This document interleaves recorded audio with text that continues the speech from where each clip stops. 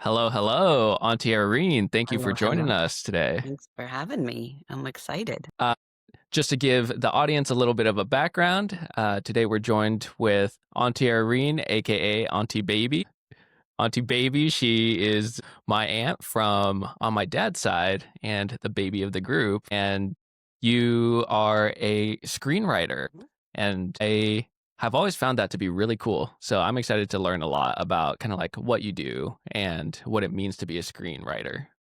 Yeah. No, I'm excited to talk about it. I think it is the type of career that a lot of people think is cool and it's a dream job, but in my reality of working with it, it's also a job. And so I like to talk about it and to sort of, just let people know what it is that screenwriters do and the career, and also help people who are interested in that path sort of get a better understanding of it, because it does seem very like, oh my God, screenwriter, how do you even become a screenwriter? I would love to be a screenwriter. There's, you know, especially in LA, there's like a million, you go into a coffee shop and there's like a million people working on their scripts. And it's definitely one of those things that like, I wrote a screenplay.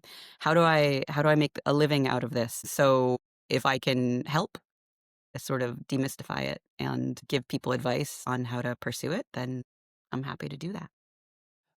That's awesome. Yeah, that's pretty much exactly the premise of this a podcast, which is kind of giving more career transparency into what people do. And then along with that, kind of, yeah, like people who are interested in taking steps towards that profession. It's like, yeah, where do I even start? Do I need to go to school for this? And what is kind of like the general industry even Mhm. like? And so I think that this is going to be pretty cool to learn about. So I guess just jumping right in, so I keep saying screenplay writer. Is that just straight up wrong? Like, what is like? Do you have your own title? Is it I would say screenwriter? I'm a screenwriter. I mean, I am a writer in general, because I write other things as well, but, my career, I would be called a screenwriter, I guess. If you work in TV, sometimes people will specify it as like, some people delineate, like, I'm a screenwriter for film or I am a TV writer, Okay, but it is generalized as, like, even if you write TV, like, you're a screenwriter. You're writing for the screen, um, okay, tracking. is sort of the classification. And so when you got into this role, did you go to school specifically for writing? No. So I'll tell you a little bit about myself, since for your audience, Let's learn. people who don't know my background. So I grew up in Rhode Island, and I am the youngest of 7 children, of who your father is the oldest. And my mom's Vietnamese, my dad is Boston Irish, was. He was the one that really started my love of film. So Papa and I used to watch movies all the time. We weren't really allowed to. He was, very Catholic, so what we were allowed to watch was limited sometimes growing up. So I grew up with all the classic older movies. I grew up watching all the like old Hollywood, Casablanca, Citizen Kane, Thin Man series, Fred Astaire, Ginger Rogers, all of those things. So I grew up loving movies and watching them all the time. And it was, when I was real little, I wanted to be an actor. And then when I was in high school, I was like, I'm going to be a director. And I worked in a little video store in the 90s in town. Blockbuster? No, I'm No, just not kidding. Blockbuster. Definitely not Blockbuster. That was over on Route 6. This is a little one in town, and it was during the 90s when independent cinema was really exploding, so I thought I was gonna be like the next Quentin Tarantino. And for me, film was always an escape. It was always a way to, like, live in a bigger world than the small town that I grew up in, and to experience lives that were different than mine, but that also I felt maybe connected to sometimes. And just, the entertainment of it was also just a thing for me, and it was big in our family. We watched a lot of movies, and like I said, Papa was a huge movie fan, and so that was something that, throughout my life, I used to go see movies with him when no one else would. Like when I was in college, I used to come home and we'd go see movies together that he couldn't watch with Benoit. So I went to Brown, and when I went to Brown my freshman year, I took this class. They don't have a film course per se, a film degree. It's called Modern Culture and Media, and I hated it because Mm, it was all theory. It was all critical theory. It was just very lots of big words, lots of breaking down the patriarchal discourse of hegemonic society through the gaze of the audience, things like that. And I was like, I just want to talk about stories and can Hmm. we like make movies? But you didn't do that until later on. And so I ended up actually becoming a history major. I was a Latin American history major, mostly because I found a couple professors that I loved and I took all of their courses, and history is just stories that are sometimes true. Yeah.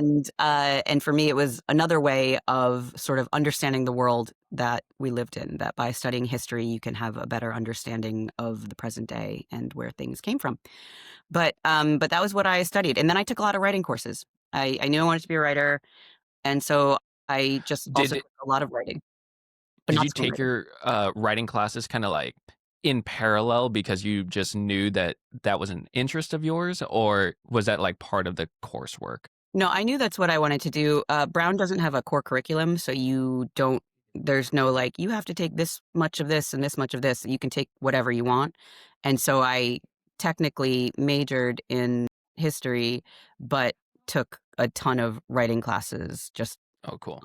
along with that, knowing that that's what I wanted to do. And so but I took a lot of memoir classes, a lot of creative nonfiction classes. I wrote a lot of stories about the family and things like that. And then after college, I ended up traveling a lot. So that very first year after I graduated, I went to Vietnam for the first time for Auntie Momo's wedding. And then I went back to Vietnam that winter with her. And on that trip, met a dreamy Canadian surfer that was supposed to be my holiday fling and that became your Uncle Brad. And um, then Shout for out Uncle Brad. yes. Um, so then I started traveling, and Uncle Brad and I moved to Japan for a couple years. We taught English in the JET program. We spent time in Indonesia. We went to South Africa, got our offshore yachtmaster sailing certification, and we were going to sail around the world. And then I came back for Auntie Maeva's wedding, and that was when Papa was diagnosed with prostate cancer, and all three of my sisters were pregnant, and I didn't want to keep traveling. I wanted to be close to the family at that point. So then I moved back home for a year and wrote a novel. Because at that point, Mm, I was like, if I keep telling people I'm going to be a writer, I should probably write something because I wasn't yeah. really writing. I was researching. I was collecting stories and researching. Traveling, And yeah, collecting inspiration. that was what I was doing. And so in that year, I wrote a novel and I reached out to some agents and I got good feedback, but was rejected. And then after a couple times of that was sort of like, okay, I'm just going to take a break from that. That was when I hadn't seen Uncle Brad in a year. And so, because he was working on a yacht in the Caribbean and the Mediterranean, Oh yeah. because he was working Transporting on, yachts or yes, whatever, right? yes, That's he was a crazy. professional sailor transporting yachts and working on as a crew.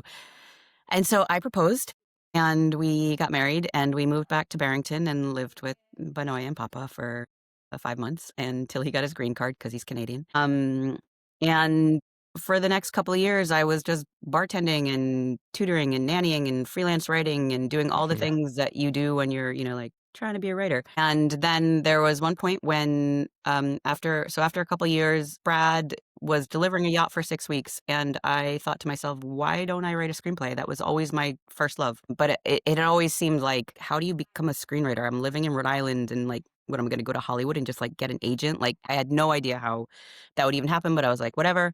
I'm just going to do it. So I got some books on how to write screenplays and I read a bunch of screenplays and I wrote a screenplay. And I hired a script consultant, a family friend, to give me notes on it and rewrote it. And then I entered it into this thing called the Nickel Fellowship, which is run by the Academy Awards. And it is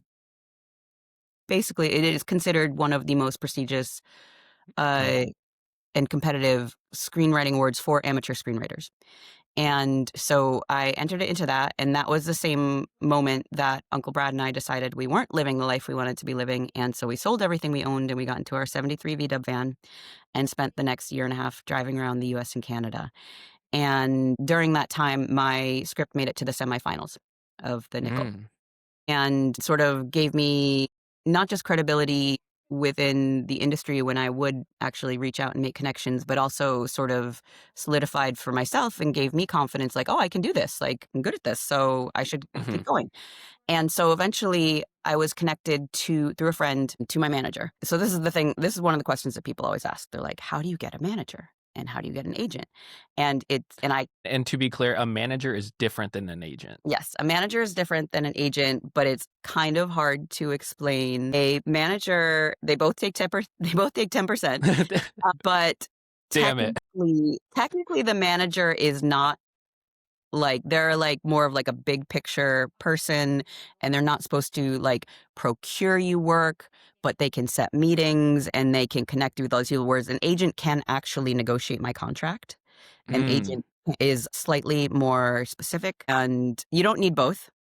Like, some people only have an agent, or they have a manager and then they use a lawyer to negotiate their contracts. So depending on your needs or your relationships, it's not necessarily to have both. But for me, I like to have both because you have two people advocating for you. You have two people finding you connections. You have two people supporting you. The manager is also more of a creative sounding board.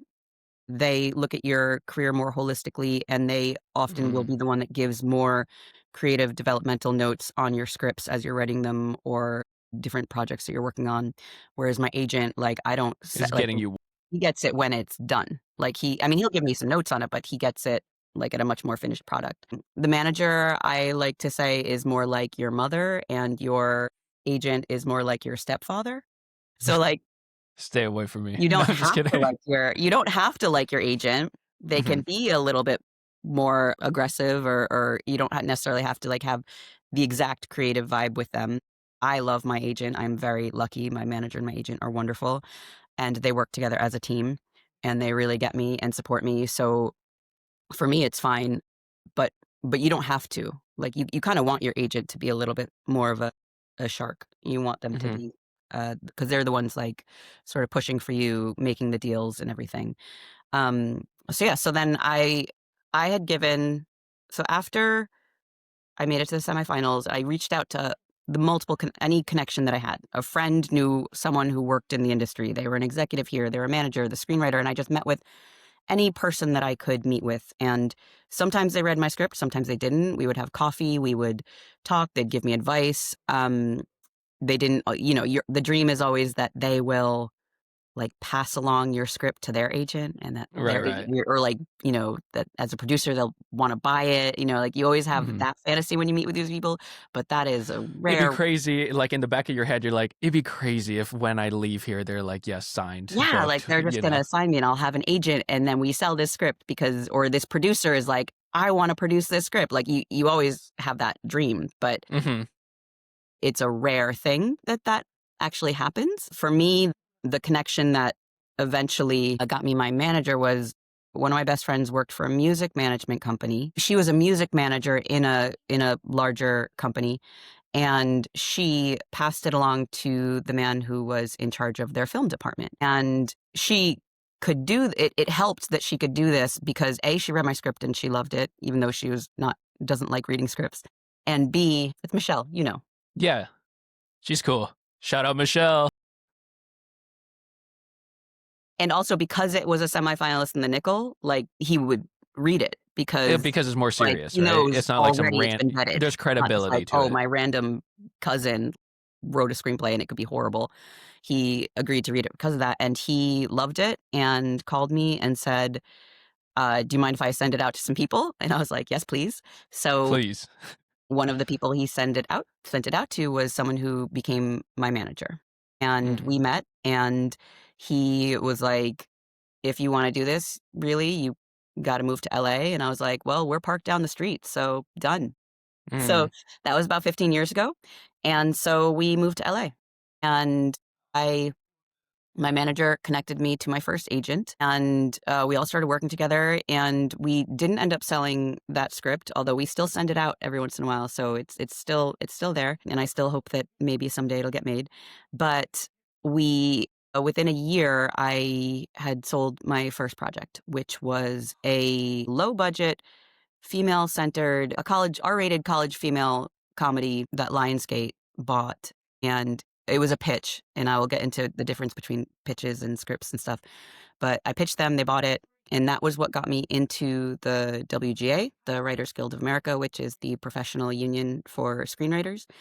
And it got me an announcement in the trades, which Deadline is the online, like the biggest sort of online trade website that like announces all the deals and all of any news connected to the entertainment industry is through there. So that was a big deal. And it never got made. Mm. I never even got to write the script. It never even went past outline. Their low budget, they had this low budget department, like super micro indie, like $1 million budget. And it fell apart a little bit after I had sold it. So it never got made, but it really started my career.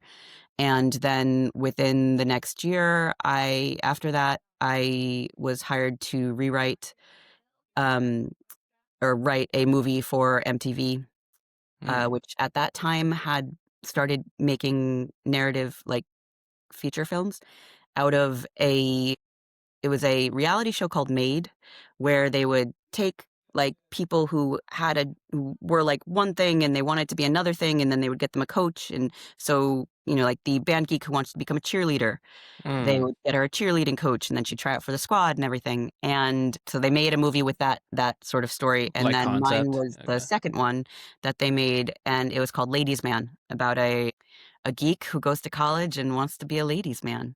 And Dang. so that got made. So that was my first. Wait. So I could have watched this like kind of a tutorial, is what you're Yeah. saying?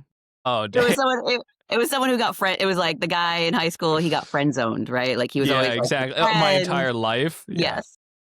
That is so He was in the funny. friend zone, and then he goes to college. Right. Everyone keeps telling him like, "Wait till you get to college; it'll be different in college." Like, Yep. and then he gets to college, and he totally gets friend zoned again. And so he enters a competition on campus for ladies man that the sororities run to be the campus ladies man, and he Mm. competes in that and eventually wins. Yeah. Or actually, I can't even remember. It was so long. I'm like, does he win, or he wins because he wins the heart of the girl that he's meant to be with, not the girl that he thinks he's So supposed that's to the be, the dream true girl. win.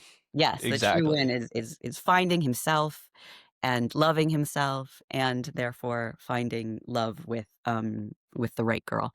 So anyway, so that was sort of like how I got started. And then after that, I sold a TV pilot to ABC Studios. So I had this idea. There are certain ideas that lend themselves to TV better than film, and I had an idea for a TV show, and so I wrote the pilot for it. And it was partly on my life and partly on Auntie Maeva's life. It was about a half Vietnamese, half Irish woman who moves back to her small New England hometown and starts bartending there and falls in love with her junior high school sweetheart, Uncle Dave. Mm. But they're both Dave. living with their parents. So it's about like this group of friends that have all moved home in their 30s, and they're all living with their parents and trying to be adults while you're living with your parents. And it was called Borington, after what we called Barrington. Barrington growing up. And the mom character Borington. I love that. is Benoit, like it's the little Vietnamese mom. And I sold it to ABC Studios, and it never got made. Because that's the thing about this career, is that even if you are lucky enough to sell something, very often it doesn't get made. And so Mm. that can be frustrating. But at the same time, I'm also just, lucky that I got anything bought. But so there's that. With that, so you so that's a common thing where you can sell a screenplay or and it wouldn't get made, and so do you still kind of like promote that and say, hey, I sold to Oh yeah, you Lionsgate? still like say that you Okay. sold it. You're like on Yeah, my okay. bio, it's like she sold, she Yeah, has these are sold my scripts to ABC Studios, Freeform, like all you mhm, list all the places that you sold them to. And then you also would list produced credits, or it's on your IMDb mhm. page, which is the database for like basically any credits that people have Film. Yeah. in the entertainment industry, in the film Gotcha. industry. Internet Movie Database is what it stands for. And Oh, whoa. yeah. Internet And Movie Database. Yeah. Internet Movie Database, imdb.com, and it has all of my produced credits on there. So like, or if you ever look up a movie and you want to find out who the cast is, or Mhm. who wrote it, or who the director is, and then usually that's where they send, like if you search in that question, that's what comes up. And then we will use that script as a writing sample for me. Mm. So even though it never got made, when I go up for staffing on TV shows, that's the sample. That's one of the samples they will read to see if they want to work with me. And so even though you sold it, you're still allowed to show it? Yeah. Okay, You're allowed to use gotcha. it as a writing sample. Yeah. Okay, gotcha. It's still Going like one layer deeper into the half Irish, half Vietnamese show that you're talking about, Mhm. about what year was this that you wrote it? It was before Tuffy, so it was I think it was like 2012, Do you 2012. think like, I don't know, I feel like nowadays there's a lot more diversity in shows and movies. Like, do you think like something Oh, like that now would be like even significantly stronger? Because yes, just because something's definitely. good, it's like a timing component too, right? At that point, I mean, one of the reasons it not I mean, there were multiple reasons why it didn't get made, and the TV cycle back then was a lot tighter. It's like they'd buy these pitches, you'd write the script, they'd decide what to turn into a pilot, they'd shoot the pilots, they'd decide what goes there. It was like a much the industry worked a lot different than it is now with like all the streamers and things come out at all different times of the year. It used to be like in the fall, all the Mm, new shows would come on, and it was I only noticed that. broadcast TV. There were no I don't think there were any Streaming streaming services. There was services, no streaming TV when I started, mhm, and there were not a lot of Asian leads, and representation, yeah. so there was at that point I mean, my theory on it, this has never been confirmed. My theory was, so Olivia Munn at that Mm, time was the only, like, bankable comedic half Asian actress out there, and so in my mind, I was like, she was probably gonna be the like, she would have been my dream cast for that to star in that. She was on a show called The Newsroom, and it was picked up for a second season, and mhm. so that was it. So then you lost her. So then it's Well, like she was never less. attached. We never even Right, approached right, her, right, we never attached her, but, like, I mean, right, this right. is my sort of theory in the background, like, when it I mean, there could have been a million other reasons why they did there are a million Right, shows right. don't get made, but I think that hurt the chances of it because there Mm. was no like, at that time like, right now, if I sold that, you've got, like, Uh, 10, 20 half Asian actresses that could carry this show. But mhm, at that time, she was really the only sort of broadcast level star that could have done it. And she would have been perfect. But so I definitely think because this was before Crazy Rich Asians came out mhm. and changed the game for Asian centered stories. Yeah. I mean, it was insane. The shift from before that movie to after that movie in terms of people being open to Asian centered stories and then other successes of other shows and building on that has created and then just a bigger shift towards diversity in general across the industry for all ethnicities has happened a lot since I started 15 years ago when all of my scripts I had white leads because I wanted Mm, to sell. It's like I need to make money and this is people don't buy like I never expected my script actually really to sell. We were going to use mm, it as a writing sample, but then when we sent it into samples, people loved it and then wanted to buy it. But now it's a totally different like and at that point people asked me to change script. Like I actually rewrote scripts to give them Asian leads that had mm, been originally written for white leads. So there has been a huge shift to that in the 15 years that I've been working, which has been amazing. I love that. And mhm, so, but like, yeah, so at that time, so I sold that, it didn't get made. And then I just, sold, I would get hired to rewrite some things, or I sold another TV show to Freeform that didn't get made. And I tried to get staffed on shows. So the way that it works for TV shows is that they are written by a writing staff, usually. It's more common now, but it's rare for a TV show to be written by like one writer. And you have shows like White Lotus now that Mike White, mhm, the creator, like he writes all the scripts. And I think same thing like Big Little Lies. I think David Kelly wrote all the scripts for that. But it's like there's the creator, they wrote the pilot, and then they hire a writing staff because it's harder to sustain a story when you're sustaining a story over multiple episodes, multiple seasons, and with usually a bigger character cast with different experiences. It's very helpful to have like a diversity of voices in the writing room to bring their experience, to bring their skills. So you work together and it's called breaking the story, is when you figure out what the story is and you break the story as a group, and then one writer will be assigned to actually write the script, and they'll go off and they'll write the script, and then they bring it back to the room and everyone gives notes, they re-break it, and then the other person rewrites it. But in comedy especially, there's like people throwing in jokes, like you're like, oh, what about this joke? What about that joke? So it's a very, even though one person's name or a writing team often will be on, like written by this person, very often also Like the a team whole, underneath. yeah, it's the writing room works on it all together. And so that's very different than feature writing, which is a much more solitary experience. So I have tried to get staffed on shows and never could, even though I sold pilots. That's a weird thing. Normally it's the other way. You staff on shows, you work your way up, and then you sell pilots. I have sold multiple pilots and I have never been able to get staffed, and I don't know what that is. And so part of me would love to do that because you're working in a community and it's really good experience and it gives you just like a better knowledge of how TV works. And also in TV, you are not just the writer, you're also the producer. And so TV is a writer. Interesting. And the Okay. directors come in and out. So they have different directors usually on every episode.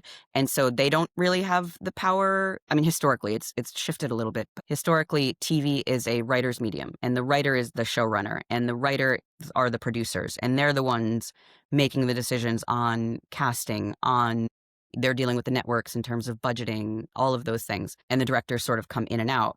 Feature writing is completely different. The writer is basically at the very bottom of the hierarchy. And so you can sell them a script. You sell a script to someone and they're like, thank you. And then that's it. Like I have no, like for my movies, I have no say in the casting. I have no say in who the director is. I have no say in anything. If I go to the set, I'm usually buying my own ticket to visit the set. They're just Yeah. like, we don't want anything to do with you. Like if you have You a great, sold it to us already. yeah, like we're done. Thank you, which is very frustrating. And it's strange to me because you would think they would want the writer who lived with this story and created all these characters to give you some input onto how it should be. hmm I usually don't, but I've actually had some experiences where I have a good relationship with the producers and with the networks, and so they do sort of keep me in the loop. I don't have any hmm power, but they will, sort of keep me in the conversation sometimes. But anyone who wants to be a feature writer should be aware of that, because a lot of them are not aware of that, of the fact that you in the feature world have very little. They can hire someone to rewrite you. They can totally change your script and it's still your name on it. They can rewrite you so much that your name isn't even on it anymore because it's now so completely different that hmm you don't even get credit for it. So, but again, you sold it and you made money for it. So that's something, and you qualified for your health insurance. Like that is something that I am always grateful for and try to keep in mind, that I am, even if it doesn't necessarily work out the way that I want it to be, or it's not what I envisioned, that I am lucky enough to have this career and get paid for it. It also has made me much more. I just want to tell everyone, if you watch a movie and it's horrible, don't blame the writer. That's what they always do in Don't every, blame the feature writer. like, a weak script. This movie was horrible because of a weak script, and it's like, or like they give all the credit to the director. They're like, this was amazing, or like and they talk about the characters and they talk the vision. I'm like, half the time, like all of that was in the script and the writer created it, and also half the time the things that are wrong with it, the writer had no control over it. Either they hmm got rewritten or they were told, you need to make this change, and they're like, okay, I guess I will make this change. Otherwise, I don't get paid, or otherwise, you want to keep in business with these people. So you have to be agreeable to it. Flexible, and because you're trying to maintain that relationship with like Yeah. the studio and stuff You don't and the want to be team as difficult. well, right? You Yeah. want them to hire you again. You hmm want that, and you want it to be as good as it can. So one of my writing mottos is either give them what they want or make them want what you have to give. And so trying to find that balance between like staying true to your voice, staying true to your story and everything, but also understanding that it's a collaborative industry, and also that it's a business. hmm And the goal for a lot of people is to make money. They might love movies, they might want to create art, they might want to do all these things, but if they can't justify it, because you're asking people to put in millions of dollars, like millions, sometimes millions and millions of dollars in order to take your story that you thought was cool and that you want to get out there. And so for them to, they are always trying to keep the bottom line in mind. Like sometimes it's budgetary stuff. Sometimes they're like, we Hmm. can't, this emotional scene that you've set at like on a roller coaster, like, like, or with like 10 dogs or with, like whatever, like there's budgetary things where they're like, we can't put that in. Hmm. And so just trying to be aware of the fact that that is an aspect of this as well, that it's a business and the other side doesn't think they can make money off of your idea, no matter how much they believe in you, no matter how much they love your writing. If they can't sell it to their boss, if they can't justify it to their shareholders that they made this choice and invested millions of dollars into it, they're not gonna work, they're not gonna hire you. And so, like Yeah, I said, exactly. it's a And so dream you job. as the writer should kind Yeah. of like know your audience, right? As well. Like you said, it's a business and it's like you're trying to provide a product so that it's slightly more interesting maybe, but like you sell your script, but then they still have to take that script and sell it upstream to get Yes. it even like made, which is kind of like what unlocks the unicorn concept, right? Of Mhm. like, oh, this was the show or movie that just like blew up. Yeah, and you can't know. Sometimes you Hmm. just don't know, like, what's gonna hit and what's gonna work and what's not gonna work or how it's gonna turn out or how the market is gonna shift Yep. from the time that they bought your idea until the time that it gets released or until the time that they're making a decision on what is gonna get made, and then they decide to not make your project because suddenly they don't wanna do teen movies anymore, and, Hmm. at the time, they thought they did, and now they don't, and so then you're like, "Okay, I guess." It's and then you wait and it shifts again and maybe you sell that project or maybe that project gets made down the road because that I have multiple projects that I wrote years ago and that didn't get made for whatever reason that we are still sending out or we are now working with a different producer and they are possibly going to sell it to this company and it might get Hmm. made, 10 years after I originally wrote it. You have to be in this industry. um, you have to be persistent and you have to be resilient. There is and you also have to be slightly delusional. Whenever I, like, mentor writers, I'm always like, "You have to be slightly delusional," because everyone is gonna tell you how hard it is and how slim the chances are, and they're not lying. But if you don't believe that you're the one that's gonna make it through, that you're the one that's gonna be successful, then no one else is gonna believe that either. Yeah. And you have to hold on to that belief to get yourself through those really hard moments or the slow times or the rejections or the criticisms and just be like, "No, like, I'm gonna keep doing that." And because if you don't have that belief, then you won't be resilient and you won't be persistent, and those are the people that don't make it through because it is definitely a marathon. Like the idea of like, Hmm. I'm going to sell a script for $1 million and then I'm going to be so successful. Like it's not, you are constantly grinding. You're constantly stacking. You're constantly trying to sell projects. You're constantly writing new projects. You have to, because you Hmm. don't know I closed a deal last year that was going to be a big thing. And I was so excited about it. Right. Literally they closed my deal. And then the actor that was attached, they didn't close their deal, and so then the project fell apart. I thought I had made Wow. my money for the year, Hmm. and so then it's like, "Okay," and that was disappointing, but then it's like, "Okay, next thing." Just Yeah. I got this project, I've got that project. I am constantly working, I'm constantly writing, constantly coming up with new ideas, constantly meeting with people, constantly reconnecting with people, Hmm. and because you never know what that thing is that's gonna come together and that's gonna hit. So you have to have a really strong work ethic as well, and you have to be self-motivated. Because it's not a There's race. a Not like your clock it's you don't clock in. It's Yeah, yeah, you never clock out. you never clock out. That's the thing. Yeah, I'm like, yeah. "Oh god, why didn't I just wanna be an accountant?" Like, it would Steady. You know where what it's I'm like, saying? "Okay, job's done. Go live my So life." yeah, yeah. I don't know if you've seen that meme, but it's like close laptop till Monday. Yeah. Oh my Yeah, god. That's, exactly. It's like like, no, not like. no. I always feel like I should be writing constantly. Hmm. Any day off that I have, any time off that I have, I will go away Hmm. sometimes and write or if I'm not writing, I always feel guilty, like, "Oh god, I Yeah. should," because I have a million ideas, and I'm always like, "Oh, this would be," and I'm like, "Oh, I should be writing that."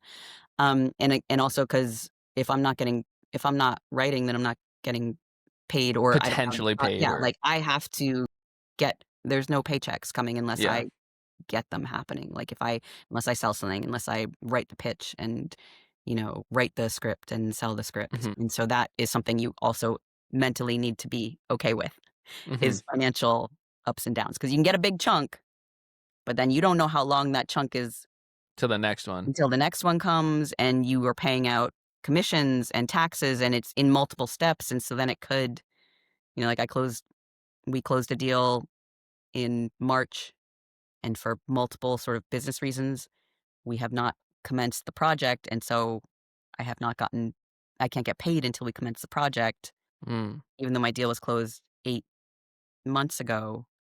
I haven't gotten paid, so I need to, yeah. like, you have to be, like, conservative sometimes with your finances, or have some sort of side hustle or some sort of, like, Something some else. sort of steady thing that, like, some investments, The bartender thing.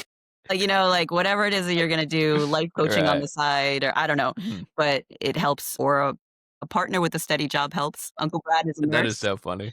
Shout out so Uncle Brad again. Uncle Brad, it is helpful that he has a steady job. I have a Hmm. lot of friends that both partners are in the industry, whatever, not necessarily both are writers, but like, one is a cameraman and one is a director and one is a writer, one's a producer and executive. Hmm.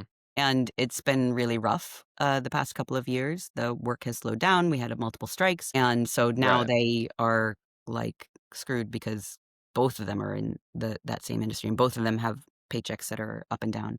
And then there's a thing where it's like, but I could always sell a script. Like, people think I'm crazy sometimes when I'm like, yeah, I'm going to buy this waterfront house or something someday. And, but the possibility of selling a script for $1 million is real. Like, that actually Hmm. could happen in my career. So I could actually have that level of financial success. So that little carrot sometimes can keep you going. It's like, no, once this project hits, or, you've got those dream projects, those passion projects, and you're like, no, it's going to happen someday. And if I just keep working at it, things will come together. But Going you have to be okay with that mentally. It's a roller coaster. There's a lot. Going back to what you said a little bit ago, kind of two things. You had talked about you have to be a little bit delusional. I'm actually somewhat writing a memoir right now. Okay. Okay. I Let me did be not know about clear, this. I don't know what a memoir is, but what I'm trying to do is kind of like I did a tech startup for about 3 years, but it kind of just ended and I didn't get closure. And so I just wanted the memoir is going to be like a Substack set of like blogs and it's going to Mhm. be unserious. It's not going to be like that, yeah, deep. But like I have like scribbles and like so much cool things that I think is cool that I did. But one of the chapters in there is delusion. And it's so funny because you're right. Like for 3 years, I this is like the last chapter because I still don't even understand it yet. But it's like I only saw success. I Mhm. only believed there was no room for like, ooh, this might not work out. It's like no, like everything is working. I'm making the right steps. There's a term in startup world. I don't remember what it's called. It's something like a go to market. It's like what are the steps for you to actually unlock that $1 million funding round or the fact that you're able to sell a script or something like that. And I think that is so w- that has like changed me like fundamentally. It's like that deep delusion is so critical in self-belief, Mhm. which kind of like brings me to like the second thing that I was wanting to say, which is something that I've been saying for the past year now is all right, are you ready for a riddle? It's not a riddle, but it's like when a bird lands on a branch, does the bird trust its wings or the branch?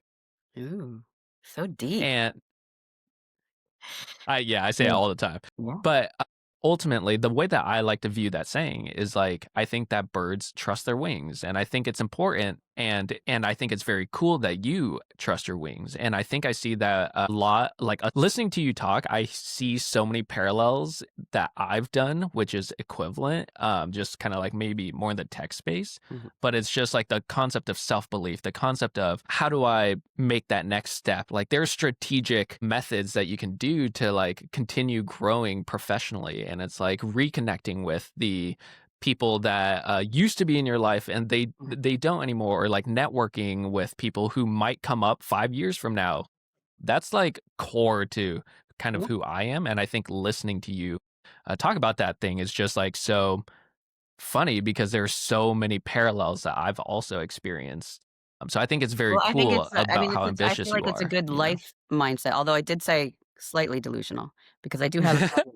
There needs to be, like for screenwriters especially, but for lots of other places, a little bit of objective qualification, meaning Mhm. like if you're a horrible writer and everyone's like you're a horrible writer and you're like no I'm going to be successful, like I'm the best, like that level of like narcissistic like egotism is not healthy either. But like like if there's been at least some validation, like there is some validation of what you're doing and some of it's work. Nichols Awards, like being able to sell. Yes, Yep. that combined, you have to have some slightly delusional, and it is that self-belief, and it is that belief in yourself and your ability to learn is the other Mhm. thing. Because like some people, they get trapped in this, like, I know what I'm doing, and I like, so you have to balance that. You have to be like, okay, I know I can do this. Not Mhm. necessarily like that I will be able to do this. Like I have one of my other deep life mottos is I have everything I need to get everything I want. So it's like Mhm. I have the skill set, or I have the skills to learn this skill set, or to learn this new thing, or to, writing in a different genre. Like one of one of the projects that I was working on was like outside of my usual genre of like comedy, romantic comedy, family comedy, into the more like murder mystery. And it was like, oh, I've never done this before. So, Mhm. but I'm like, I can figure this out. Like I'll like, and I Study. I still haven't written that script yet, so we'll see if I actually can do it. But like, I Mhm. can at least create a story, and I feel like I know enough that, and I have the skills, and I'm open enough to criticism to be like, okay, like I can learn from other people and I can get there. So like my first draft might not be, I mean, most first drafts aren't great. I mean, sometimes they are. But That's like, so funny. then it's like, oh, you get, like, I know that if people give me notes, I'll be like, okay, yeah, Mhm. I'll take that and I'll fix it. And the second time will be what you want. Or it'll be Mhm. closer to that. And you use that, and you have to take that feedback. You don't want to get stuck in your own loop. Yeah, totally. You have to be open to the feedback. You have to have the work ethic. You have to Mhm. be able to like put in the work to keep doing it and to make your ideas a reality, and to not just be like, oh my God, I'm so good that like, why isn't because then that's entitlement. Like that's Yep. just like that entitlement with the delusion. That's where you get people that you're like, no, you need to stop. But the delusion and that belief, and that's something that I bring to everything in my life, is I have a very deep rooted belief that I can handle anything. And so, You and I are literally like legit the same. Like I've been well, it's saying like what for me, I try to explain. I'm like, okay, so like A, I'm like Gen X. B, I am the child of an immigrant, which you are also like like I feel like it's a very child of an immigrant mentality where you're just like, Mhm. whatever, just figure it out. Just Just really figure it out. just figure it out and do Yeah. what needs to It's be gonna be done. hard, but you Like just gotta. yeah, it's gonna be hard or whatever, but like it doesn't, like, just do it. Like figure it out. Yep. You can handle this. That is so Push funny. down That all is of your so emotions. It doesn't me. matter. Just do it. Suppress your Just figure it yeah, out. exactly. Yeah. That way, and also as the youngest of 7, definitely being like, if you don't figure it out by yourself, no one else is gonna. Like, there ain't Yeah. nobody coming in here to like make sure to center your feelings, or Yeah. to like make you that, like to like you know, to give it to you. Mhm. If I ever wanted anything, like clearly my parents supported me, like I'm very Yep. lucky and gave me everything, but like I knew that if I really wanted anything in my life, that I I had to have make it the happen. tools to do that. Yeah. Yep. That I So had to make true. it happen. Anything that I've ever, and that also and that is what allows me to take bigger risks and to take bigger Mhm. swings.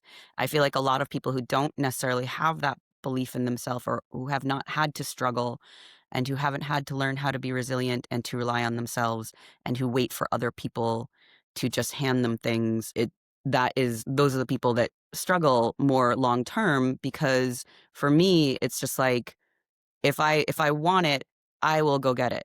And I'm not Mhm. gonna wait around for anyone. But because of that, I go after things. Because I Yep. have the faith in my own ability to just figure it out, deal with it, give 'em like, okay, this isn't what I wanted out of the script, but they want, I'll figure it out. That allows me to be like, oh, I'm gonna go sell everything I own and go try to become a screenwriter, because it's Mhm. like, if it hadn't worked out, if I hadn't had this career, I would have figured something else out. I would have done something else. Yep. I still would have been a writer. It's just kinda like literally core to who we are, which is Yeah. so cool, I think. And we're just using screenwriting or tech or whatever it is, or like I don't even like categorizing myself in tech. I'm like, there's so much even more than that, you know? Mhm. And yeah, like you and I have, like you've talked to me about tech, Yeah. and I'm like, I have thoughts about like creatives and like Mhm. writing, and Well, I it's mean, cool like, that we don't. Yeah, creativity is at the core of so many careers, even if you yeah, don't think it is, like, hmm, problem solving, like, that yeah, takes a certain, like, being open to, like, even, let's say, like, in medicine, like, yeah, it's just like you're taking all of this information like, for me as a writer, I'm, like, taking in all this information, then trying to, like, translate it into a story, whereas, like, a doctor or nurse might be, like, taking in all of these symptoms and all of these different factors and trying to turn it into a diagnosis or a treatment plan. So it's like your hmm, brain or like a tech like all like what are all these issues and problems and this is what I'm trying this is the story I'm trying to tell, sort yep. of, or this is the thing I'm trying to create. You have to like take in all of those things. And then specifically for like tech or for screenwriting, like you have to be able to sell it. You have to be able to Oh get my other God, people that is in like on your number vision. You have one. to be able to get other people hyped. You have to get other people like that's the thing, you believe in yourself. You have to be able to get other people to believe in you. And so it's Yep. not people often talk in, the entertainment industry, well, oh, nepo babies, or it's all who you know. And Hmm. it's not. I mean, it helps, but it's not just It who you know, it's who you get to like it know. helps. Yep. It's who you get to know, who wants to know you, and who then wants to work with you Hmm. because people are not gonna like, just because you are someone's daughter, that'll get you in the room, but That'll that get you in the or room. it might not keep you in the room, and it might not You get you still to need to. the second floor. Like, you still have to Yep. have a certain I mean, there are some people that you're Hmm. like, "Okay, that you are completely held up by your family connections and all of those things." But the majority of people, it's like even like people who, you're like, "Oh, they're nepo babies," or whatever, but it's like, usually those ones that are actually successful are good actors with good work ethics and what like, and talented. And is there someone who didn't have that connection that was equally talented and that if they had given the opportunities? Yeah, absolutely. But, like, that's every level of privilege. Are there people that, like, didn't have to pay student loans, and so then they could go become a doctor? Hmm. Because their parents could afford med school, like, there's so many different levels, and so for me, it's like an awareness of that, and then not relying on that, like, and then Hmm. taking advantage, and then creating my own opportunities, and Yeah. so and Same. being the type of person that people wanna work with. Like, Yep. I get along with a lot of people, and I put in the work, and I think and at this point, I have built a very strong network and a good reputation and a stack of scripts that I can use to back up my, like, ideas, and so all of those things allows me to, in this time of when Hollywood's falling apart and so many people don't have work, to be like, "No, I'll be fine. Like, I'm Yep. gonna sell I'll this. figure it out. I've got 10 different projects on the go." And then Hmm. on the side too, I'm like, I'm rewriting a novel. I write songs. I'm thinking about starting a podcast. I'm gonna do social media. So, like, I'm just like, "Okay, how Yeah. else? What are the other avenues Hmm. to reach the life that I want?" All of this is to build Just a. a life that includes creativity. Like, the whole, like, if I won the lottery, I would still write. I would. A lot of people like, Uncle Brad's like, "Peace out." I'd be like, Let's go "Moving on to surf. it somewhere." But, like, for me, I'm like, I would still write because I love that. I would just write different things, and Hmm. I would, produce my own work and things like that. Yeah, and exactly the same thing. It's like I want it'd be cool to be able to produce or fund myself, my own project with purely my vision or like right or my team's vision. It's like Yeah. I don't have some person kind of like just rewriting my script or Mhm. rewriting the entire concept of whatever app I'm trying to build. Yeah. That's why Um I'm trying at this point to start attaching myself as a producer for my work, I for see. certain So stories. your voice is still heard. And that way they can't just kick me off. Mm. That I actually get to have a seat at the table. And there are certain projects that are more personal to me that I'm like, "No, if you wanna buy this, like, you have to." I'm attached. I'm attached. It's less and you can make more money also as a producer, but that is not the drive. Hmm. For me, It being a helps, but yeah. producer is that I want more control over the final product. And because also Mhm. it's like it's not just like control, it's more like because I love this project and I want it to be the best that it can be, and so I wanna continue to contribute Mm-hmm. to that project because yeah, it's as a writer, it is so up and down. Is you have to another aspect of this industry that I talk about a lot with rising writers is that you have to pay attention to the business aspect of it. Like I said, it's a dream job, but it's a job. And so if you just live inside this bubble of like, I am like this amazing artist and it's this, and it's all art and I'm going to write this script and it's my passion and you have to believe in me and my passion. I'll only work with people who believe in it. It's like that. If that works for you and you have a trust fund and can or people that Literally. can pay your rent, then that is wonderful, and you should. Mm-hmm. And some people stick to that, and they do become successful. So that is But it's like real life. You have to eat and you have to sell and you have but to make money. yeah, Unfortunately, like you have to. So as a member of the Writers Guild, I have to earn like through certain types of employment. I have to earn it's like $45,000 a year as a Mm-hmm. writer in order to qualify for my health insurance, and it's a really good health insurance program. It's wonderful. One of the very few extra perks of being a writer where we usually get shafted. But I have to if you don't qualify for your health insurance, then you are Get screwed. kicked out. No, Yeah. you don't get kicked out Oh. of the field. You just don't qualify for that year Oh yeah, and you lose or it. until you make that and you have like a year, like within Mm-hmm.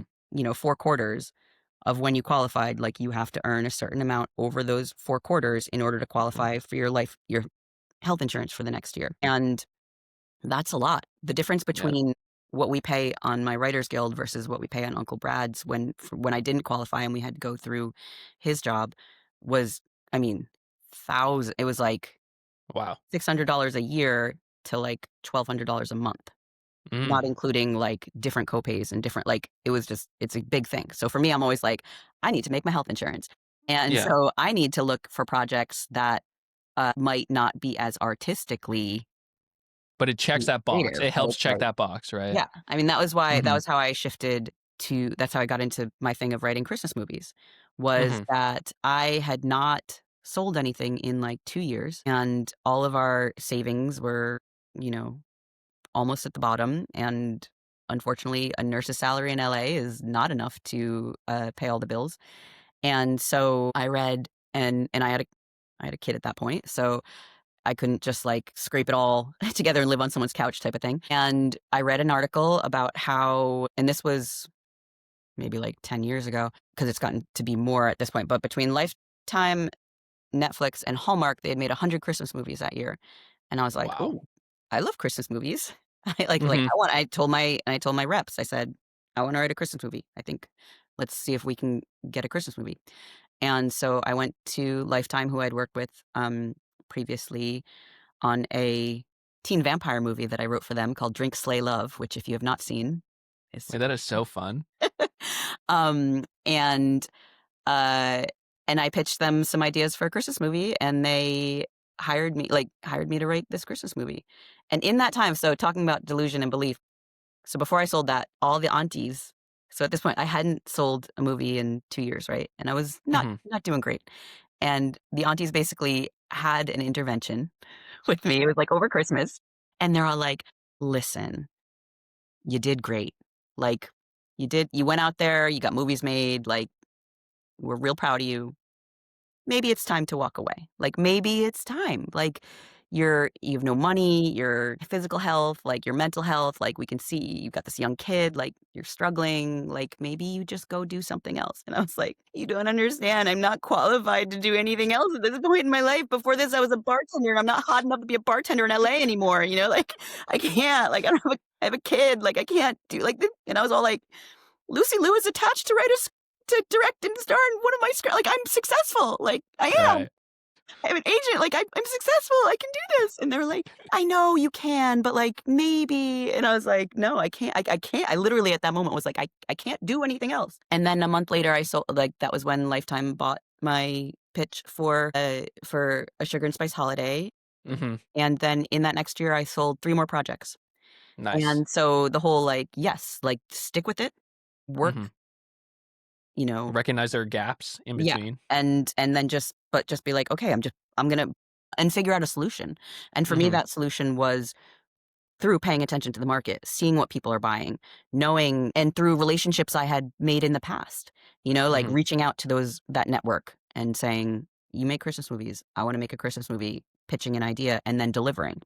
And so since then I have made multiple they make me Christmas movies every year. And that was one of the things that I like, I liked about it was that like they need new stuff every year. So that will guarantee me it might not pay as much as some other stuff, but if I can make a Christmas movie every year, I qualify for my health insurance. And I Like, also there's value love and Christmas movies stability. and I love Christmas movies. And then Banoy gets to watch it and tell all of her friends about it and they watch it and it's fun and the kids can watch it, like it's Mhm. multi-generational and it brings comfort and joy. But that for me it was a business motivated shift and it has allowed me to have the career that I have now because then it gives me the financial stability through Mhm. that one Christmas movie I write every year, every other year to take the bigger swings, to go off and write Yep. on spec that are slightly different or outside of And the box. and it, like, allows you to be, like, choosy, right? Like you Yeah. said, you're like, "I'm not selling this script unless I'm still attached to it as a producer." Yeah. And I Or I'm think not that's going really after a cool. certain job that I'm like, I don't really Mhm. not really feeling that. And I don't Yeah. really want to work with those people, or I just don't think I'm the right person for that job. Whereas previously I'd be like, oh my God, anything. What? I'll write whatever. I'm in. Yeah, cash Yeah. is cash. Just like I am a whore. You gonna pay me? I will I'm write in. it. I mean, I still am. Like, honestly, like you pay me enough, I'll write that movie. You want that alien hooker in my family comedy? I will throw in In. that alien hooker. Yeah. No problem. Drop a mill, No wire problem. it. I got it. I got Do you. do you mind sharing kinda like what the ranges of what selling a script is? Maybe, like, at each level, like, indie level you were saying, or, like, these kinda, like, more stable, like, Christmas movie scripts versus kinda, like, what could be, I don't know, like a giant like a Netflix one? It's And all then over the place. and could you compare that maybe to, like, your experience compared to, like, what you've heard in the industry? Yeah. Like, what is, like, It's the I'll size? like, I don't have a problem talking about money and the finances of it and everything. It's all over the place. You could get paid $10,000 for a script, you could get millions of dollars for a script. It is totally dependent on who you are, who you're working with, the people that you're selling to, what the competition level is, what the budget of the project is. Like I said, I'm in the Writers Guild. And so I can only work with companies that are known as WGA signatories, meaning that they have agreed to like a certain level and standard, and we have minimums. And so in order for Mhm, me to write something, they have to at least pay me the minimum. Which it depends on, there's minimums for the outline, for the script, for a rewrite, for a polish. There are minimums for different budgetary levels. So low budget, like let's say like an indie feature, the budget's under $5 million, these are the minimums. The budget is over $5 million, these are the minimums. Then if you are a bigger writer, clearly, or you have good agents, or there's some competition, or you have some stars attached to it, then your agent will negotiate all of these things and you could get more money. Or some people only, like some companies, it's like, we only pay scale, which is the minimum. So this is what you're going to get. Like there's no negotiation and it's for this and this and this. And these are the steps. And sometimes like for Lifetime, I would have 5 steps on my deal, and which is the outline, first draft, second draft, third draft, and the polish. And those are like different amounts of work. Like a polish is just, there's no structural stuff, there's no like big stuff. It's just like, oh, tweaking this scene, that scene, the dialogue, like pacing, like just minor, just like a shine up. Whereas like a rewrite requires a lot more work, and so there are different sort of things attached to that. And so like the minimum for like an outline and a script, I'm trying to think. I think it's like, let me see, it's like $65,000 or something for like mm, a TV movie, for okay. like a Hallmark movie. Mhm. It's around 65, 70. Yeah, yeah. I can't remember. But then for those But movies, something like that, yeah. yeah, it's like around there. And Yeah, again, yeah. you're paying commissions, you're paying taxes on Mhm. that, so it's not a ton of money, but it qualifies you for your health insurance. And those TV movies, when they air, you make residuals. So you would get Yeah, I was gonna ask that at some point. a chunk. Like if you have a Christmas movie that airs, you've been paid for that. And then you'll get the residuals for every time they re-air it. And that goes down. It's like the first section is like the biggest chunk. Hmm. Like 3 months later, you'll get like a residual for like $40,000. And then Hmm. after that, quarterly, like depending on how often they re-air it or if they sell it to a new market. And so we get these envelopes. You know what? They're this specific shade of green Oh, cool. Yeah. that you know is your residual check coming in, and you don't And know you're when like, they're going to come, and you don't perfect. know how much it's going to be for. And Tuffy and Brad know now that they're always like, "Ooh, what?" It's You know, like like, "I want to Christmas. open Like, it. I want to open yeah. it." You know, like, "Yeah, like let's." I literally got one that was like, I think it was like 10 cents once. Nice. Um, but I mean, Like it was more expensive to send it, yeah, right? Than basically, it was more than the stamp. Or usually it's like a couple $1,000s here. I mean, it's great. It's like they just come in and it feels like it's just extra money. So like every once in a while Mhm. I'll get like 2,500, 3,000, you know, like it's something that but it's continuous. So like every year Mhm. I make the movies that I wrote from years ago, I'll still make a little bit of money off Yep. of them. Um so that's the other thing with writing some of these like lower budget movies is that you get the residuals back from the cable movies. But streamers are different too. Like they have different pay levels, and a theatrical can be anything. I mean, it's literally like, and also it depends on if you're selling your script or if you're selling them a pitch. And then, let me get back. So a pitch is basically you are selling them the idea. So you have broken the entire story, you've got the characters, and you, like, go in and you're like it's sort of like a performance. You're like, "This is my this is story," and then they go here, and then they fall and they fall in love, and then there's a big sequence where this happens, but you're telling them, like, the entire plot of the movie, Mhm. and the themes, and the characters, and then they ideally will buy that from you.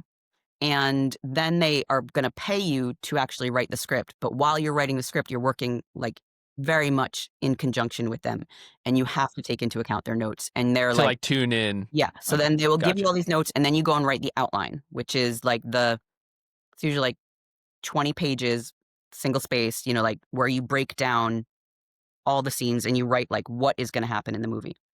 Then they give you the notes on that. They send you to script and you write the first draft where you take all of that and put it into a screenplay form where you're actually like writing the dialogue, writing the action, Mm. like the pacing, all of those things. And then you send that into them and then they give you their notes on that. You write the second draft. And depending on your contract or whatever, like you will go through the multiple steps until they finally are like, "Oh, okay, we are either gonna" it's called green lighting something. "We're either gonna green light this, we're gonna go," and at that point, maybe they'll start casting. They'll find a director, they'll bring the people in, and then there's pre-production and everything, and then they film it, and it like I said, and like some of this can take years for projects Mhm. sometimes. So with Hallmark and Lifetime on their Christmas movies, it like is a much it's like turnaround is real quick, and they shoot those in 2 weeks. Mm. Every Hallmark movie, the filming schedule, they do that whole movie in 2 weeks, and sometimes it will be on the air 2 or 3 weeks later, like a month later. Yeah. It's very but, like, whereas, um, A Tourist Guide to Movies Love, will the take. one for Netflix in Vietnam, that was like, I sold it, wrote it throughout the year, they greenlit it, and then filmed it that spring, and then a year later, it aired. So that was Mm. like a 2-year process of like from when or a little over 2 years from when I sold the idea for A Tourist Guide to Love and sold that pitch to when it aired was 2 years. But some other Okay. ones, and especially like big movies with special effects, I mean, those are years in Mhm. development and in filming and editing and marketing. And so, yeah, like that's things like you can do a small indie 500 that, like however much with your friends on an iPhone in the desert, and Mhm. it can cost you nothing or, cost you $10,000 or you film and so what you're getting paid depends on you. Same way with an actor. You're a big star, you get paid more. No one knows Mhm. who you are, you're just signing on to this movie. Anything. Yeah, Yeah. but you can also on feature things, part of your contract can be profit participation. So let's say they don't pay you a lot, but then it becomes this huge blockbuster. In your contract, ideally, you will be participating in the box office, so you could make millions of dollars if 'Cause it scales. yeah, But it's kinda like you have to, like, do, like, the flat flat-ish pay, or you Yes. could do something with like a residual, or it's like, Yeah. or I'll take a little bit less now, but I'm hoping that this thing just takes off. Yeah. So then, That's is all there negotiated. is there a I actually had a few questions, but on this topic, if you choose the one where you're like, oh, I'll what is that? Like, I'll take a portion of the profits, like that path. The back Um, end deal. You get off the back end is what that's called. okay. The back end of What is the that? back end. Back end of the deal? Yeah. So you opted to take the back end of the deal, and is it possible for like that movie or show to just like not release such that now you're like cooked, or Yeah, I think Scarlett or is there like Johansson a actually I minimum think thing? Scarlett Johansson actually, like, sued Disney, I on feel this, like I just where heard that it was for last Black year. Widow, and they decided to just make it streaming or something instead of releasing it in the theaters, and part of her contract was profit participation, I think. Profit Don't, like, participation. hold me to that. Yeah, that could happen. Wow. And so that's the sort of, things that Game you you get have to written into your pick. contract, I think. You just have to have, like, in this day and age, knowing that that's a possibility, you have to have your team Mhm. negotiate that. Like, if for whatever reason it doesn't go into streaming, then you have to pay more, or if it doesn't go to the box office, then into theatrical, then you have to pay more. I don't know, Ah, okay. I've never been there. I haven't had Yeah, yeah. That's my next big swing is I'm hoping to write a theatrical release that, like, gets into movie theaters and that has big stars and bigger budgets and hopefully bigger money. And I currently have it's called a spec script. So, okay, so you can pitch things and you sell that and then you get paid to write the script. Or you can do it's called a spec script, which means like speculation, like a speculative script. Like you're writing it on spec, meaning I'm just writing it for myself in the hopes that I can sell this. And so I do that as well, where I have an idea and I want to write this story and I don't want to wait around for to pitch it to someone, or I don't think that they will get my vision for it Mhm. in a pitch. I don't think it will sell in a pitch, but if I write it as a script, they might get it. And so I will once or twice a year, if possible, write a spec script. And usually that requires me, like, so Uncle Brad gets some time off. I go to a cabin in the woods and I was I gonna lock the ask, door. yeah. And so that's my process as it works as a writer, and every writer has a different process just because of our lifestyle. It's harder for me to I do it and I can do it, just like sort of work daily, like grind away, chip away at something. But what works the most efficient way for me is to literally, like, go away to a cabin in the woods or the desert or something by myself, and Lock in. I can write a script in a week. I'm a very fast writer. And if I can focus, or if there's enough external pressure, if I have a deadline, I can write I've written 40 pages of most scripts are between 90 and 120 pages. Like, I've written 50 pages in a day, like, one Yeah. time. And so I will just for the what's sometimes called the vomit draft, which is like the rough Just get it on the draft. Like, get paper. it on the page, get it out of my head, write the draft. I take some time off from that, a couple days or longer, depending on my what's going on in my life. Come back to it, edit it, rewrite it. Then I'll send it out to some friends who are writers and have them read it. And they give me feedback. And then I do another pass on it. And then eventually I will send it to my manager.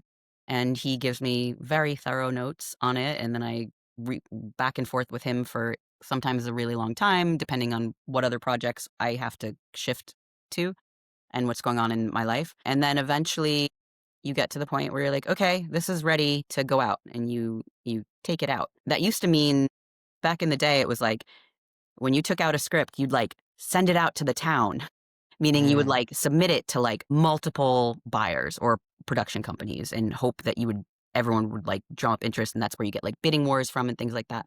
Doesn't quite happen that much that way anymore unless it's, like, a really big, well-known project and you have people attached, stars attached to it. Now it's more, like, strategic. Like, we have a couple of producers, like, so with the spec script that I have that we're about to take out, it's like we're trying to figure out the strategy right now. Like, do we attach an actress to it first? Like an actress producer? Or do we take it to certain production companies that I have relationships with and get the producer on board first and then Mhm. and then work with them, and they might have notes and have you rewrite it before they take it to the buyers, before they take it to the Makes studios sense. or the Yeah. streamers or It's things. it's like knowing your audience, right? And Yeah. you're trying to figure out like, okay, what part of that strategy is part of the Yeah. sell is like, And the okay, benefits of how that should we for tune in? me is that the script more often is what I really want it to be, and it's more like a fresher sort of script for me because it hasn't been, like, sort of diluted from the very beginning by the studios, and it might be that way eventually once it finally Mhm. gets made, but it allows me the sort of, like, creative freedom and fun to just, like, write what I want it to be, and then also if you can because it's already there and they can see it, and if you can attach like a star to it, then you can sell like that's like right now, no one's gonna pay me $1 million to write a pitch. Like I am not that big of a writer. No Mm. one's paying me $1 for that. But I get a big star attached to this romantic comedy and we take it to the right places, then there could be a bidding war, and then I could possibly sell that script for $1 million. So that is the benefit of spec scripts. And it's also the benefit in that you can, if you want to shift your career, you want to shift because you have to brand yourself a little bit. You have to like brand and market yourself. Like, this is what I write. This is the type of movie I write. But like, and again, no one's going to hire me to write a pitch for, let's say, a horror movie because I've Because never you have like no no experience track there. record. But if I went and wrote a horror movie and it was good enough, then we could sell that. And so, Mhm. and that's the power of being a writer as opposed to an actor or director or producer, where you like sort of need all these other ingredients in order to pursue your craft. As a writer, you can be any age. You can live in Minnesota. You don't have to move to LA anymore. Like I actually Mhm. tell people, I'm like, don't move here. Like especially for feature writers, you don't need to.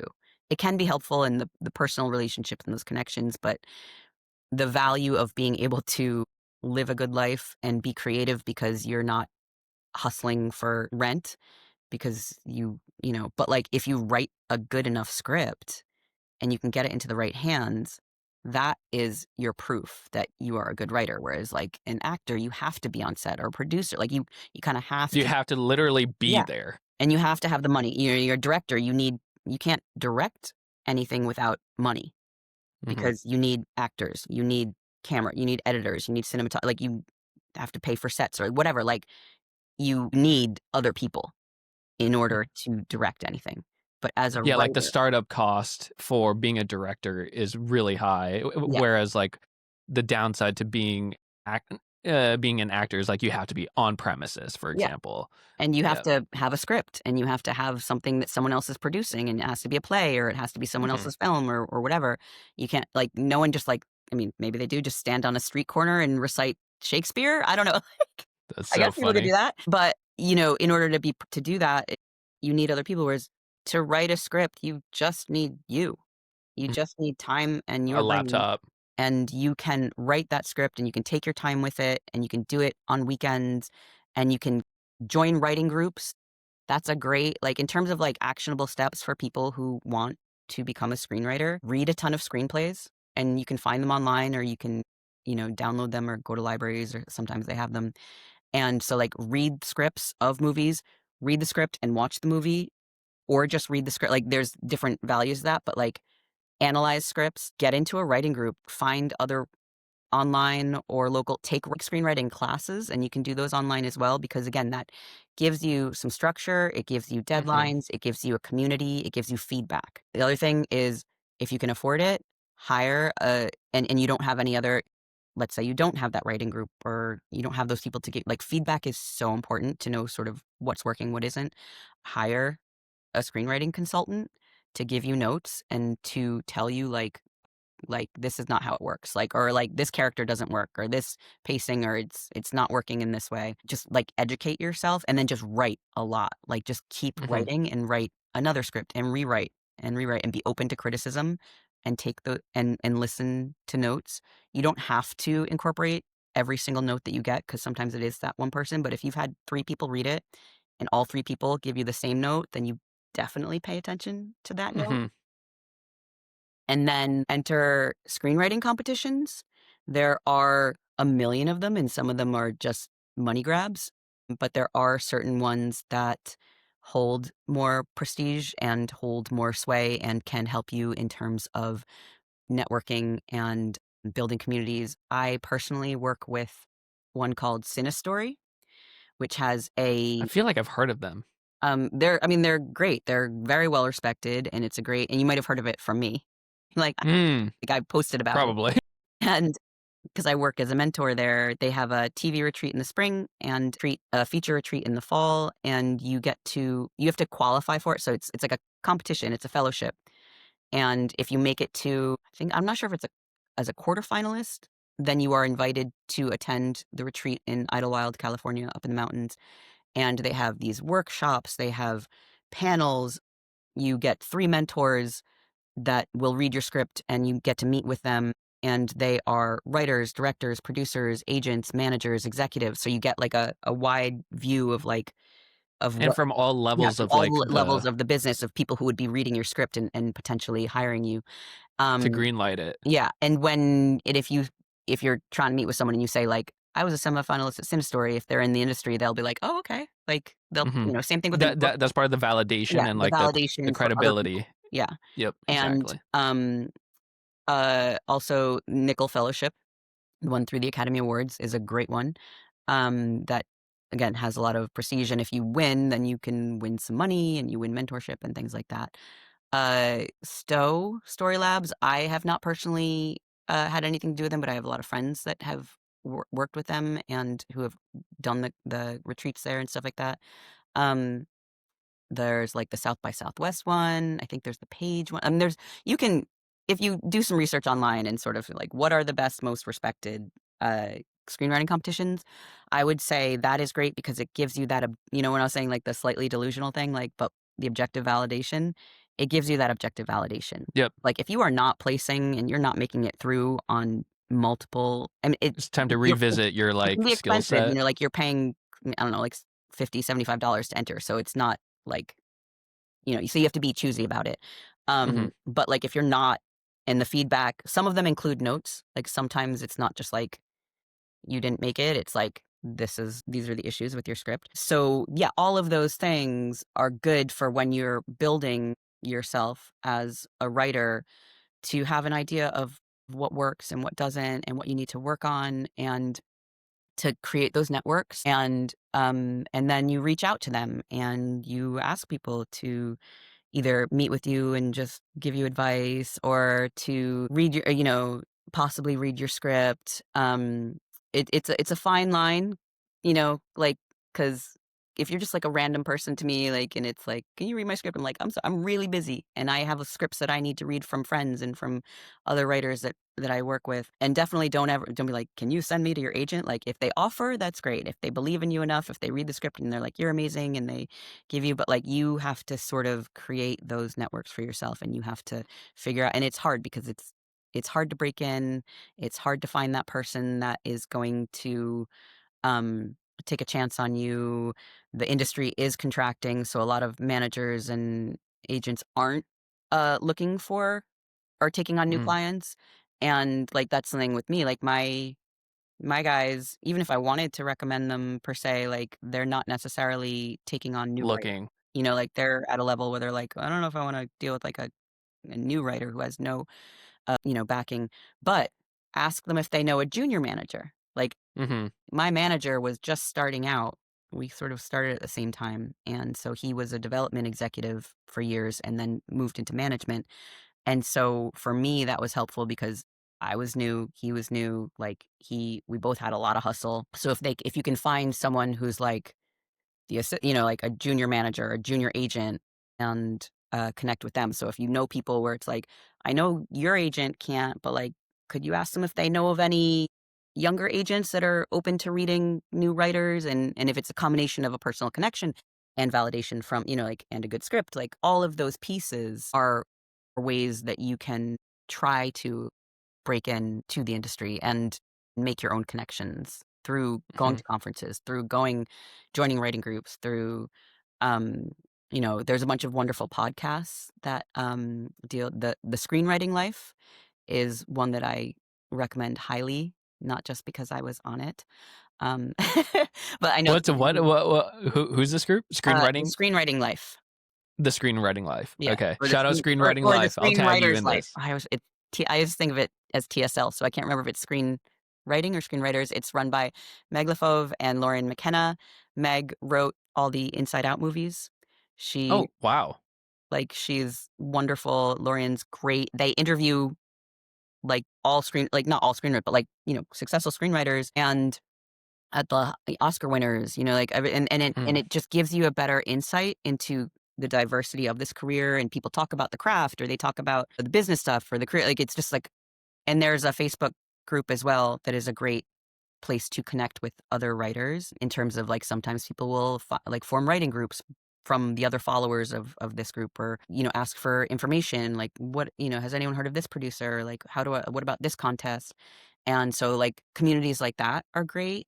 And also it's just super educational. You it like I said, screenwriting is just this huge wide open world and so many different experiences. And so when you listen, and there's other, you can just do some research, what are the top 5 podcasts Mhm. about screenwriting, and just use that as a way to be Like inspired. another resource. Yeah, as a Yeah. great resource.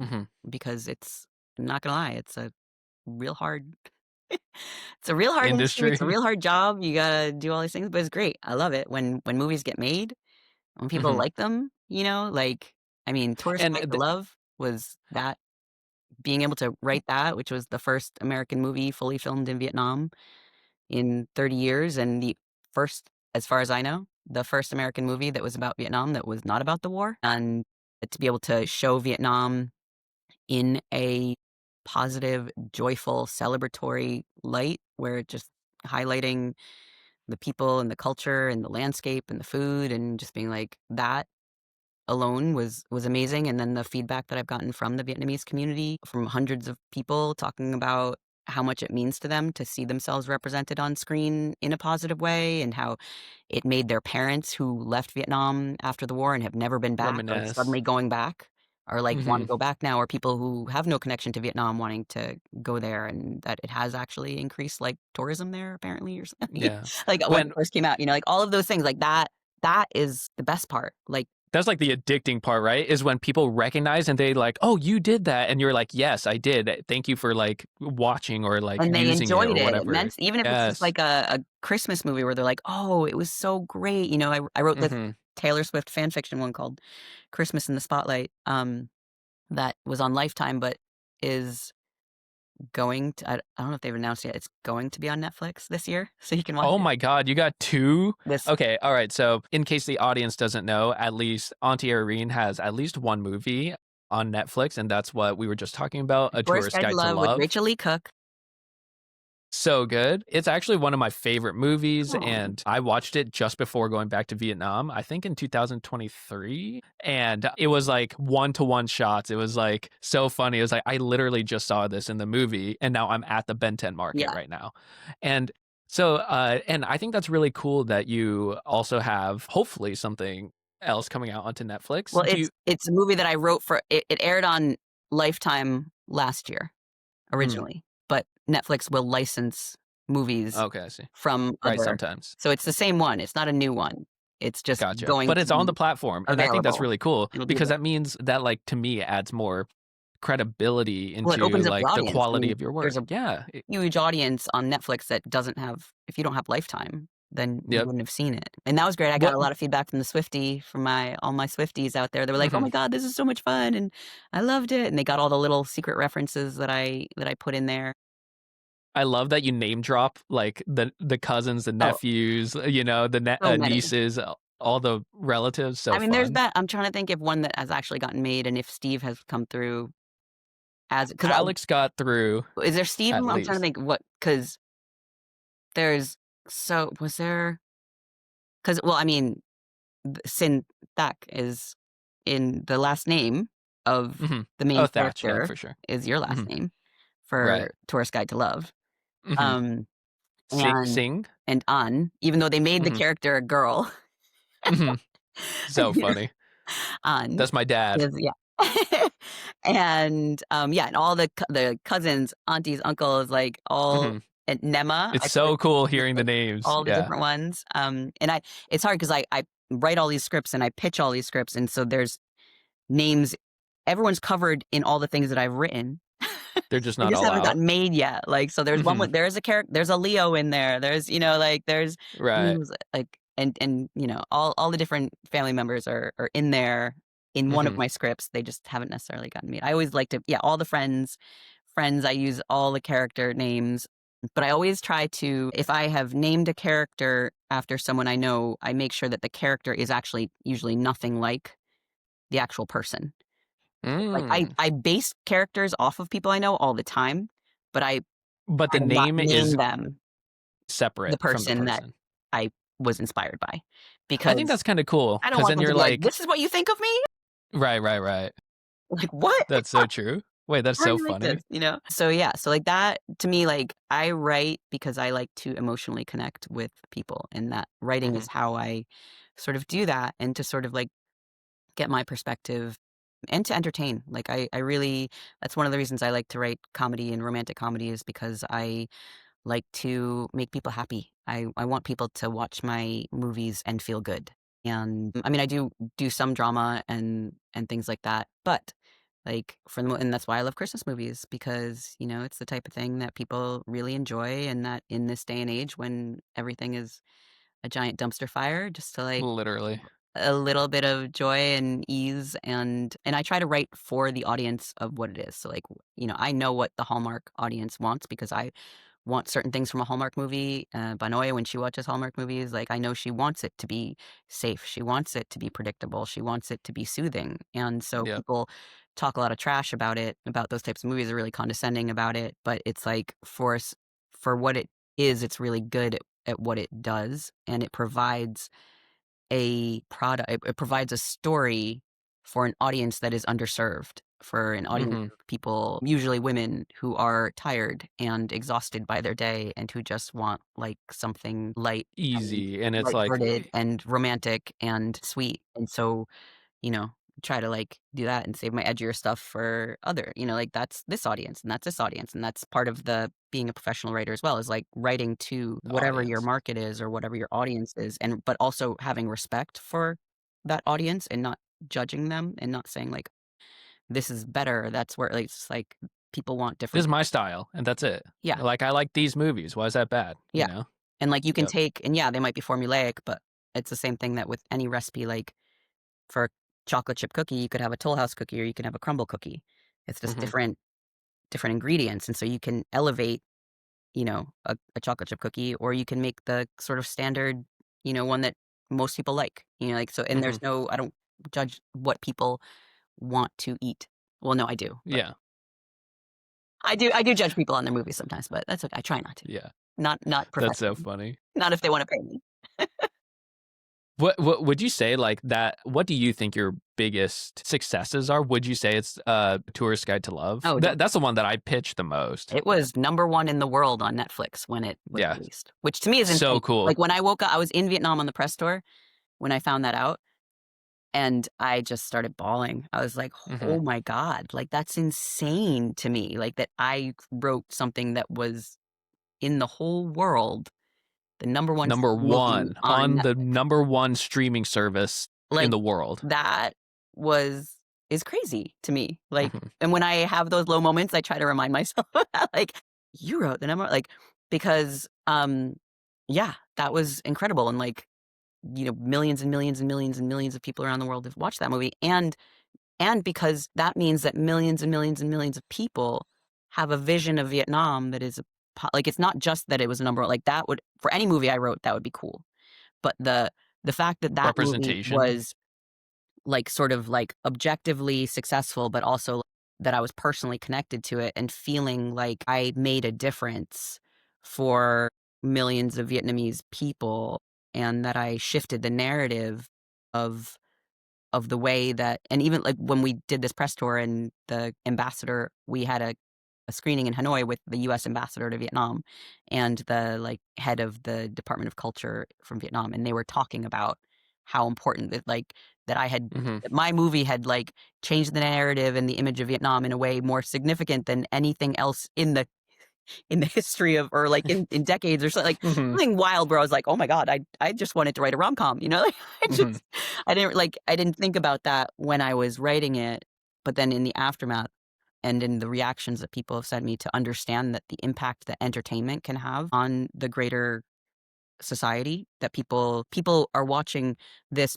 And again, with the criticisms on and the sort of condescension around romantic comedies, this got Vietnam out to more people than a lot of other movies because it was a romantic comedy, because it starred Rachel Lee Cook, and they're coming in for those reasons, and it's a lot more accessible because of that than a movie that's like a hard, dark movie about Vietnam that's all War drama and and all, which is important, but you're gonna have a there's smaller so much audience. more to Vietnam. Like, so more people got to see Vietnam through this and to shift their vision of what Vietnam is because it was a romantic comedy. And so that to me is the value of pop culture, in a way that it can connect people, in a way that it can open up people's view of the world and shift those perspectives. And then maybe in your actual daily life and your interactions and the way that you think, or maybe then now they're going to go travel to Vietnam, and that trip to Vietnam is going to bring in thousands of dollars to the local community. Like all of those little things that you don't think about per se, about when you're writing a script, or just being like, I'm going to be a screenwriter. I just want to entertain people, like realizing that there are the power of art and what that means, like through music. You look at K-pop, right? Like hmm that's The number incredible. one genre right It's now, or whatever. huge. And the Yeah. K-dramas. And what does that do to you? You can think of it as like cheesy, like lightweight, music or film or whatever. But like, what is that doing to shift the narrative of what Asians mean to non-Asian people, or like the consumption of that pop culture? And then what it does that like now these Asian dudes are sex objects, like that white girl thing, It's the my white time. girl, you're like, I'm just kidding. yeah, I'm just you kidding. know, that like that That's so funny. non-Asian women are attracted to Asian men. We know historically that was my other thing with Tourist Guide to Love, was having an Asian, a A white woman. Vietnamese male romantic lead and objectifying him and sexualizing him very specifically, because I wanted to do that, because I wanted to change that narrative, because historically hmm that has not been what has been presented. And so the idea that like, yeah, Asian men are sexy, like that hmm was something that I wanted to support. And so the fact that it did that, that there's always people like, "Ooh, Scott's so hot," like, or that He K-pop, was. all these women Yeah. being like, "Ooh," like all these teenage girls being like, "Look at the," like all of that. I hmm love that. I love that pop culture has that power. Yeah. And so if I can be a part of that, then and make money. True. Same. Big Always fan. does. Stick on the bottom line, Yeah. okay? Yeah. Send me that I'm cash. trying to buy a house, man. Yeah. I got, I got a husband and kid with, they a lifestyle they would like to become accustomed to. hmm Uncle Brad needs that sailboat. Yeah. Right. Couple Right. needs that Right on dog. your Need a waterfront house with the yard, property. now I need a water view. That's right. Awesome. Auntie Eirene, thank you so much for your time. I really appreciate you taking the time out of your day to kind of letting me know and the audience know a little bit more about what being a screenwriter is like. If you're listening and you want to check out some really cool movies, there's going to be a tourist guide to love on Mhm. Netflix, and definitely check out Eirene Donohue on IMDb, and you It's can see under like so my professional name is Eirene Tran Donohue. I Eirene I Trung added Donohue, I added the middle recently, name. or in the Trung. past couple of years. I wanted to get that representation in there because I know how No, excited I totally. am when I see Vietnamese names on You're screen. Vietnamese, Yeah, right? Mhm, I wanted people to know. I did it right before A Tourist Guide to Love. It was when mhm. I put that as my professional name, because I was like, I want people to know that otherwise they think I'm some Irish chick. Irish Catholic, yeah. Yeah, they're like, "Who's this That's so Irish funny. girl writing this Vietnamese movie and appropriating?" I'm like, "No, Mhm. it was actually inspired by how I met Uncle Brad while backpacking in Vietnam." Mhm. Um, No. so yeah, that was a good one. Yeah, you can just see all my movies on the IMDb link, and it will show you all of my movies. Yeah, and I'll add that link Yeah, in the description and stuff like that, yeah. but thank you so much again, Thank and you. hopefully I'll be, like, coming out soon, or maybe if you Oh, guys yeah. are out. Yeah, I think some people are going out, so maybe okay. I guess I don't know. Yeah. Come hang anytime, Yeah, for and we'll sure. come see you too where it's nice and warm. Yeah, okay. And give my love to the fam. Yeah, for sure. Alright, Okay, I'll catch you later. okay. See you. Love Love you. you. Bye. Bye.